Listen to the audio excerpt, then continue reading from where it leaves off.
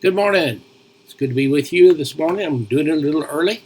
Some work to do at the church and I'm going to keep you pretty busy all day. Do you ever think about keeping promises? In Psalms 15 it says this, Lord, who may abide in your tabernacle, who may dwell in your holy hill? He who walks uprightly and works righteousness, and speaks the truth in his heart. He who does not backbite with his tongue, nor does evil to his neighbor, nor does he take up a reproach against his friend, in whose eyes a vile person is despised, but he honors those who fear the Lord. He who swears to his own hurt and does not change. He who does not put out his money at usury, nor does he take a bribe against the innocent. He who does these things shall never be moved. Keeping promises, speaking the truth in righteousness. When you make a promise, it used to be a man's word was his bond.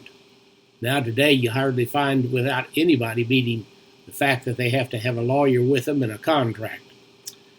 Well, the writer and speaker Lewis Smedes says this, yes, somewhere people still make and keep promises. They choose not to be quiet, to quit when the going gets rough because they promised once to see it through. They stick to lost causes. They hold on to love grown cold.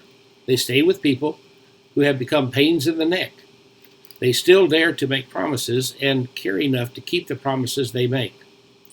I want to say to you that if you have a ship, you will not desert. If you have people, you will not forsake. If you have causes you will not abandon, then you are like the character of God. What a marvelous thing a promise is. When a person makes a promise, they reach out into the unpredictable future and make one thing predictable. They will be there even when being there costs them more than they want to pay. When a person makes a promise, he stretches himself out into circumstances that no one can control and controls at least one thing. He will be there no matter what the circumstances turn out to be. With one simple word of promise, a person creates an island of certainty in a sea of uncertainty. When a person makes a promise, they stake a claim on their personal freedom and power.